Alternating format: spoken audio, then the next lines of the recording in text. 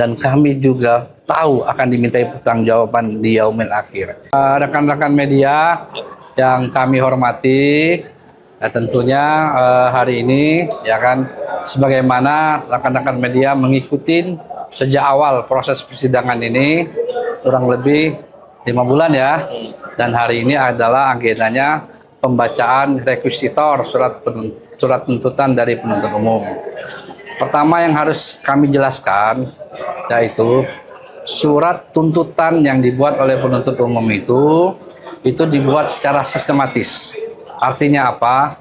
Di situ semua dirangkum menjadi satu kesimpulan yang terdiri dari, pertama adalah di situ ada surat dakwaan, yang kedua ada fakta persidangan yang terungkap berdasarkan alat bukti.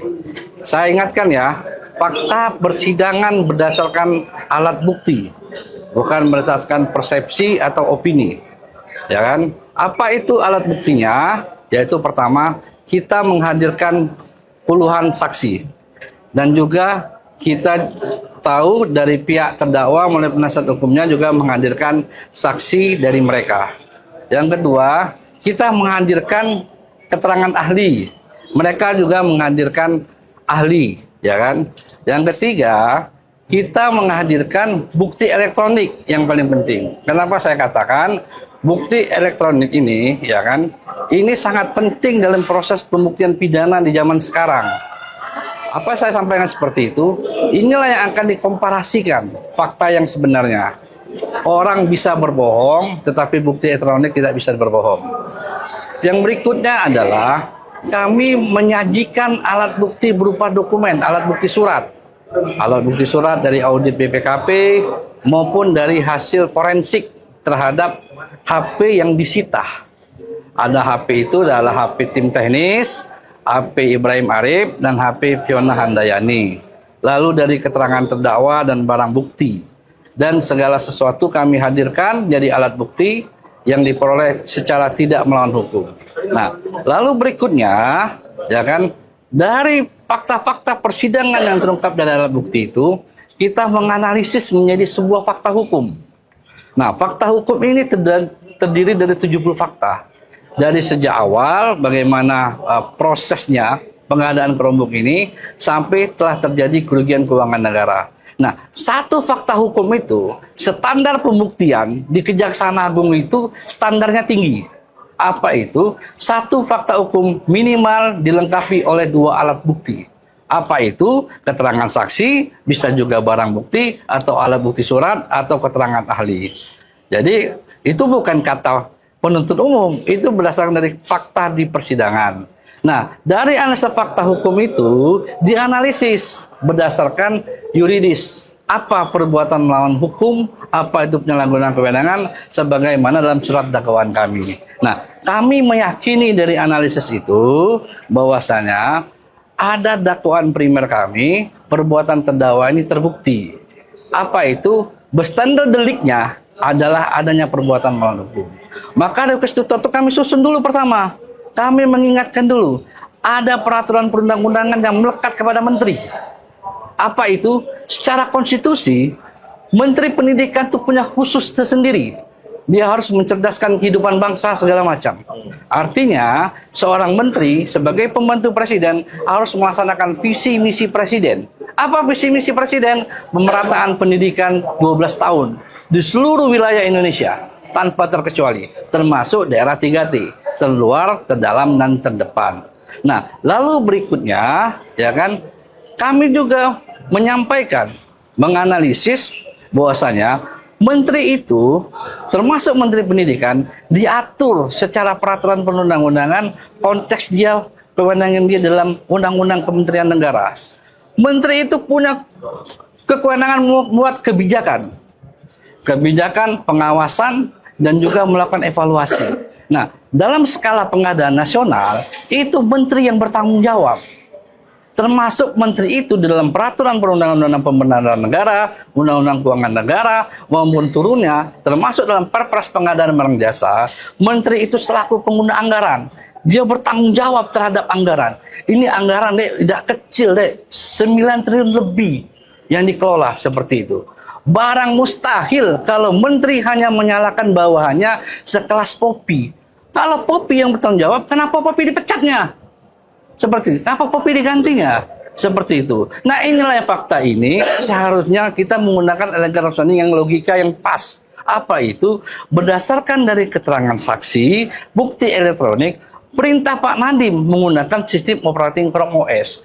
Tanggal 6 Mei, Pak Nadiem itu mengatakan go ahead with Chromebook. Apa buktinya? 2 keterangan saksi. Apalagi bukti dokumen. Nah, kalau penasihat hukum menganalisis dokumen itu, mengatakan ini bukan keputusan final, itu versi penasihat hukum. Tetapi dokumen yang kita dapatkan, percakapan 27 Mei itu, dikatakan oleh Hamid selaku PLT, Dirjen mengatakan, berdasarkan arahan Mas Menteri. Artinya, semua rapat setelah itu menindaklanjuti semua arahan Menteri. Nah, lalu bagaimana ini bekerja? Nah, secara yang benar, kita ingatkan dalam aturan itu ada prinsip namanya azas-azas umum pemerintahan yang baik. Bagaimana kementerian itu dikelola berdasarkan azas transparansi, akuntabel, dan profesional. Nah, ini tidak berjalan di kementerian. Apa kata penuntut umum? Tidak. Tapi ini berdasarkan fakta di persidangan. Apa buktinya? Semua dirjen, semua direktur di-PLT-kan dan mereka tidak bisa diaktifkan. Itu direncanakan sebelum Pak Nadiem sebagai menteri. Pengakuan Pak Nadiem 6 bulan dia sebelum sebagai menteri, dia sudah tahu. Kita tanya, tahu dari mana? Dia nggak mau jawab. Seperti itu. Tetapi bukti elektronik mengatakan. Nah, diimplementasikannya itu. Salah satu implementasinya, dia ganti orang-orang yang namanya shadow organization. Ini berbahaya. Ini pemerintahan bayangan namanya. Orang-orang yang seharusnya punya seperti orang-orang di dalam kementerian, dirjen, para direktur, itu seharusnya dilibatkan. Karena mereka tahu persis apa yang terjadi, persoalan yang ada di sekolah-sekolah. Ini tidak dilibatkan. Yang dilibatkan siapa? Ibrahim Arif, Yuristan, Fiona Handayani. Yang sudah terungkap di bukti elektronik yang tidak bisa dibantah. Rentang waktu dari awal tahun 2020 sampai proses pengadaan ini, itu membicarakan mengenai Chromebook. Nah, apa yang dibicarakan? Mengenai revenue 30%, mengetahui harga, sengaja ditutupi, segala macam. Itu diperlihatkan di persidangan. Yang menjadi persoalan, ya kan, menurut penasihat hukum, penuntut umum mengada-ngada. Seakan-akan berusaha menarik kait dengan konflik kepentingan. Saya katakan, berdasarkan alat bukti. Pertama, pertemuan Pak Nadiem dengan para petinggi Google, itu sudah terang benderang berdasarkan alat bukti, sudah ada persekongkolan pemufakatan jad. Apa bentuk persekongkolannya adalah berdasarkan keterangan Gadis mengatakan, Colin Merson mengatakan kepada Gadis, ini sudah semua sudah persetujuan menteri. Artinya nanti digunakan Chromebook seperti itu. Nah, yang berikutnya adalah, ya kan, dari pertemuan tersebut, ya kan, Pak Nadiem Makarim selaku pemegang saham, selaku pemilik PT Akap maupun PT Gojek Indonesia mendapatkan transfer, mendapatkan investasi yang besar dari pihak Google. Saya tanya, apakah kerjasama itu gratis? Oh, tidak, ada kontraktualnya. Bahkan di prospektus dokumen itu mengatakan ada utang usaha PT Akap kepada Google. Sehingga ini menjadi konflik kepentingan. Apa simbiosisnya adalah ketika orang Google meminta kebutuhan terhadap barangnya dipakai dalam kementerian. Yang menjadi persoalan adalah ketika barang ini tidak ditransfer atau tidak dikomparasikan berdasarkan dari apa? Pengalaman Chrome itu pernah gagal di tahun 2018. Dan itu ada kajiannya disampaikan oleh Pusdatin atau Pustekom pada saat itu. Nah, ini kan cara menjadi pertimbangan. Nah, dari benang merah kausalitas tersebut ini tidak bisa dipisahkan. Nah, maka kita melihat, ya kan, berdasarkan data Pusdatin, perhitungan dari nilai kewajaran pengenaan ada kerugian negara tersebut, di sini timbul kerugian keuangan negara seperti itu. Nah, kerugian keuangan negara itu nyata dan pasti. Nah, semua keterangan ahli dari mereka hadirkan kami pertimbangkan. Tidak ada satupun yang tidak kami pertimbangkan. Seperti itu.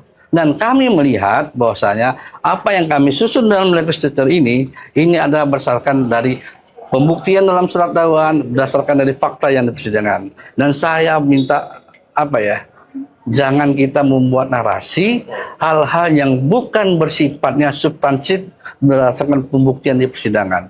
Nah, narasi-narasi ini akan berbahaya, berkembang berbahaya menjadi sebuah opini yang tidak benar seperti itu. Jadi saya ingatkan teman-teman, kalau sekiranya penasihat hukum terdakwa merasa dia keberatan terhadap diskusi kami, ada ruang yang diberikan dalam KUHP. Apa ruangnya? Adalah mereka melakukan apa? Pembelaan, mereka melakukan pledoi, dijawab di situ. Dan ada ruangan lagi, menjawab namanya replik dan duplik. Dan kita serahkan kepada majelis hakim untuk memutus perkara ini dengan adil. Saya pikir seperti itu. Jadi saya ingatkan sebagaimana closing statement saya bahwasanya kami, tim teman-teman saya dalam melaksanakan tugas ini berdasarkan profesional, berdasarkan tugas kami, dan kami juga tahu akan dimintai pertanggungjawaban di yaumil akhir. Itu teman-teman media, bisa saya sampaikan bahwasanya ini masih proses berjalan. Kita pakai ajas praduga tidak bersalah. Masih ada waktu pembelaan penasihat hukum dan terdakwa, ada menjawab replik dan duplik sampai ada putusan. Bahkan putusan tingkat pertama pun masih bisa diuji. Ada namanya upaya hukum, benar kan? Ada namanya banding. Bahkan di banding ada judes faksi itu, judes faksi menguji fakta, bisa diuji lagi fakta. Sampai akhirnya ada putusan judes juris seperti itu di tingkat kasasi. Nah, saya rasa mari kita dalam hal ini melihat menyikapi dalam perkara ini, mari kita menjaga pertama untuk tidak memberikan atau memberikan opini segala macam yang bisa tidak memberikan pendidikan yang baik di buat masyarakat seperti itu.